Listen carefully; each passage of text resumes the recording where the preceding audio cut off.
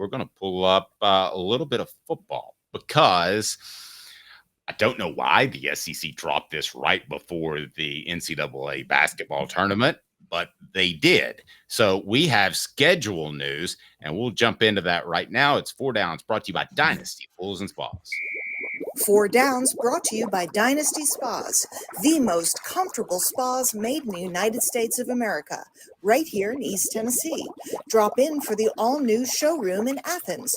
Dynasty Spas, perfect for all four seasons. Four Downs, presented by Off the Hook Sports. All right, let's pull up a couple of screens if we can. The first one, I want it to be the Vols 2025 SEC football opponents that are announced. If we can pull that up, that'd be great. And let's go ahead and get into Four Downs. And it's brought to you by our good friends at Dynasty Pools and Spas. Coop? Cooper Mays here. Hit like and subscribe. Thanks. Coop? Coop here.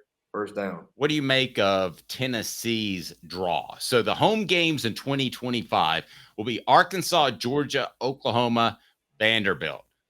Away in 2025 will be Alabama, Florida, Kentucky, and Mississippi State. Caleb, your thoughts as we pull up the screen for the SEC? You can take a look at that as well. But first, Tennessee is, I think, treated pretty fairly here. You? They are. This basically the SEC, rather than doing the 7-7 rotation with one permanent opponent, they're just keeping the permanent rivalries in place. So because they're keeping Florida, Georgia, and Alabama for Tennessee, along with Kentucky and Vanderbilt, and then they're just mixing everything else around. I think that Tennessee should be excited about their road games in 2025 because, quite honestly, Florida and Kentucky should not be good teams at that point. But Alabama's Alabama. Mississippi State could be the most dangerous road game because I think Mississippi State will actually have a good second year under Jeff Levy by that point, and going to them could be tough. Yeah, they'll get good right about the time they're going to get kicked out of the SEC.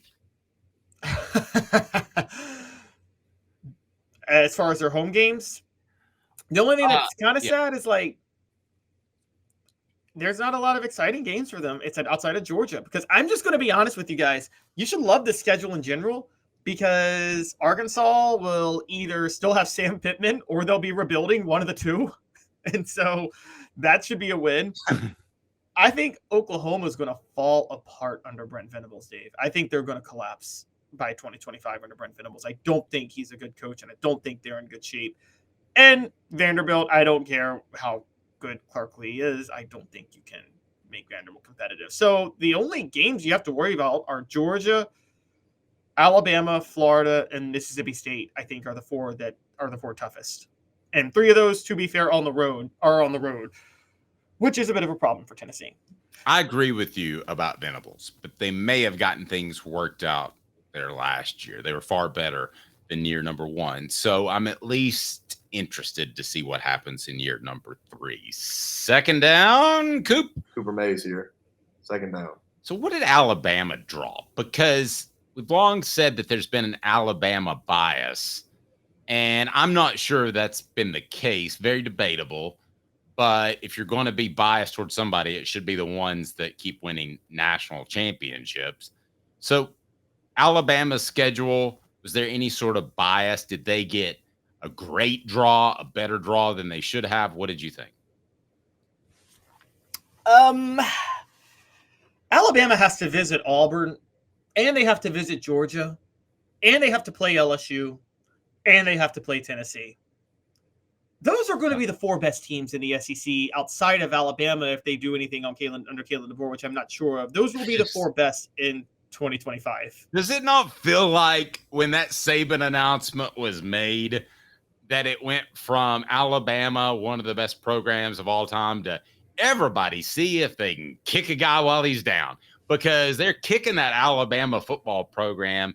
It seems like, I know they got Caden Proctor back, or at least I've been told they're supposed to. I don't know if that's broken yet, but it just seems like everything that could go against Alabama is going against Alabama. And I'm sure that our listeners really, really hate that. Oh, they absolutely despise it. But they also have to visit Missouri, and we know Eli Drinkwitz stands on business. And That's a business, Josh. But it still makes you laugh. It does. It was so great. So okay, here is. I actually think here's what's happening, David. I'm looking at the SEC schedule, and I don't think this is kicking Alabama when they're down. Greg Sankey got lazy. We thought they were going to do a 7-7 with one permanent opponent. He decided, the opponents that they played in 2024, we'll just flip them and have them play them on the road in 2025. We're not going to change much up. And so Alabama already had a brutal 2024 draw. Why did they get a brutal 2024 draw? Remember, Greg Sankey wanted to get revenge on Nick Saban for nuking the 9-game SEC schedule because he wants the 9-game SEC schedule. And I agree, because there's no way you can adequately crown a champion when you're not playing half the teams in your conference and you don't have divisions. You realize how different the schedules are going to be in this? Schedule strength is going to determine the teams with the two best records in the conference. This is so stupid in how the SEC is going about this. But again, who cares about conference championships anyway? Those are that's totally irrelevant at this point. But I just think, Alabama, as far as the college football playoff goes, this is a brutal schedule. And let's put it out there. 2025, Tennessee would probably have to go 9-3 to get to the college football playoff. Alabama may be able to get in at 8-4 with that schedule. True. All right. What down, Coop? Tennessee center Cooper Mays here. Third down. I'm going to switch it up a little bit on you. Will there be a Kirby bias? Who does Georgia have? Who's Georgia's draw? And do you think there'll be a Kirby bias moving forward? That was posted on the message board. I think there's a pretty darn good chance of that. I don't think so, because I think the SEC so this time or long term? Long term. Okay. And this time they have Alabama, but who doesn't want a Georgia-Alabama game? And they have Ole Miss. So they have Alabama, Ole Miss, and Texas at home. And Ole Miss will still probably be good, but you and I know, Dave, you can't project how good Ole Miss will be 2 years out with the way Lane Kiffin is running that program. It's impossible to know. Nope, I agree. Yeah. Caleb Calhoun is going to tell you why this schedule model isn't going to stick. 4 downs, brought to you by Dynasty Pools and Spas.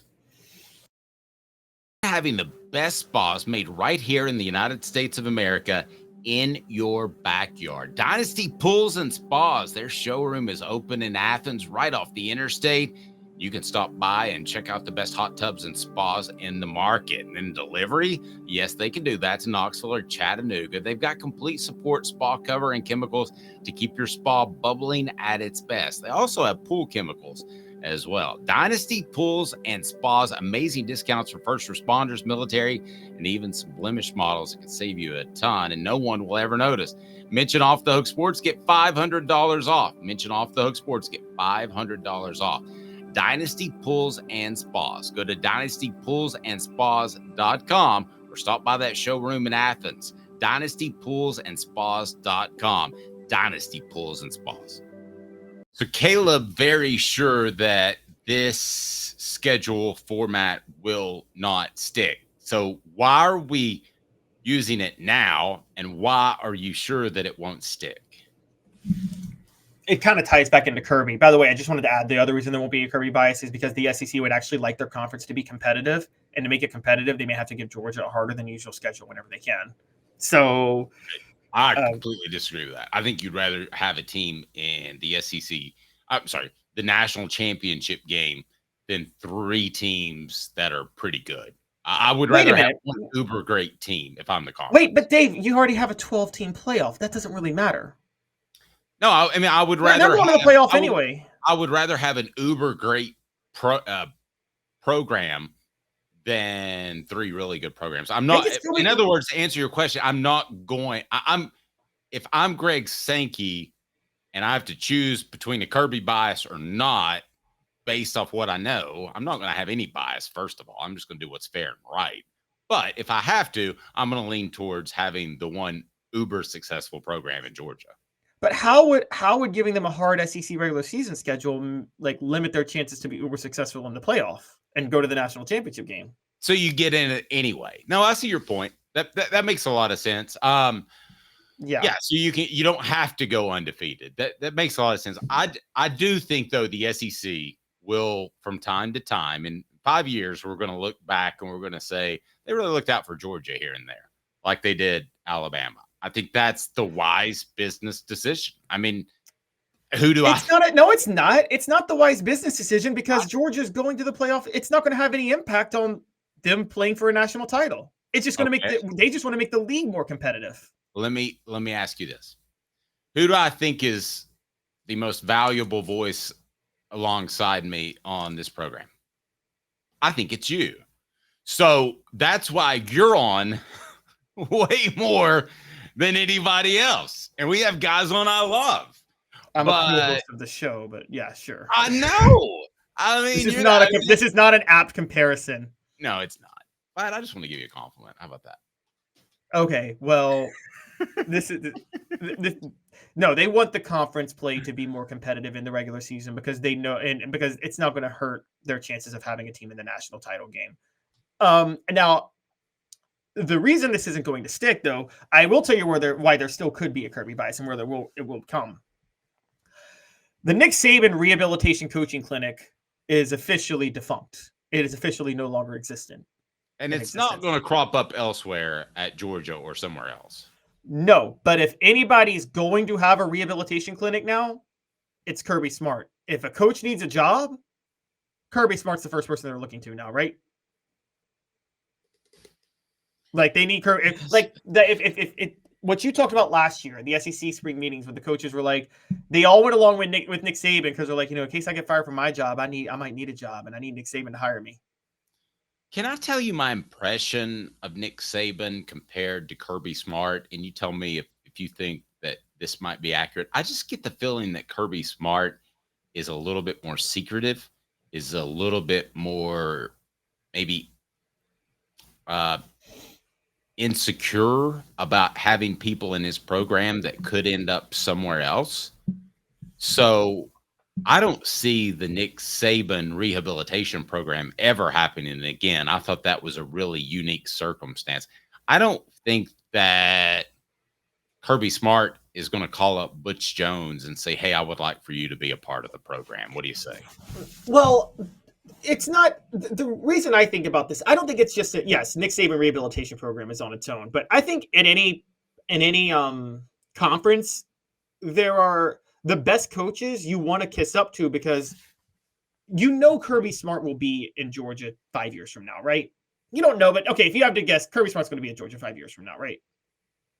Yes. You may assume if LSU wins a national title, then I think Brian Kelly will be at LSU 5 years from now.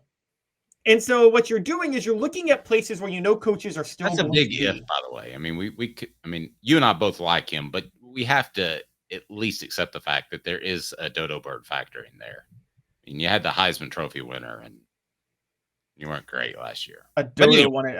Two dodos have won national championships at LSU already. I agree. I know. Go ahead. So all I'm saying is, I think a lot of this is you kiss up to the coaches who are going to be around for a long time because you know that you get in their good graces. You could think down the road that connection will be valuable. Just like in anything, like in journalism, you try to keep references with the most high profile people you can, right? Because they could be the most likely to hire you down the road or in a position to. So I still think Kirby Smart will have that type of credibility. Now, here's why this won't stick. The SEC spring meetings, those are at the end of May, right? The ones in Destin, the coaches' meetings? Yes, and we will have them covered for you. With Nick Saban out of the way, I'm telling you guys right now, the SEC is going to go to 9 games. They're going to make a change at the end of May, and the schedule won't stick. And the reason the SEC is going to go to 9 games is because while Nick Saban didn't like his draw, Georgia's draw is going to be Auburn and Florida and probably Kentucky. Dave, if you're Georgia, you want that draw of your 3 permanent opponents, right? Yes. Like, that's not a bad draw at all. No, I'm completely good with that. And the other school will be probably LSU. LSU's draws will be Mississippi State, Ole Miss, and Arkansas. Yeah, LSU and Kirby Smart, Brian Kelly and Kirby Smart have the most pull. I think they want the 9-game schedule because they want those draws. Couldn't argue that.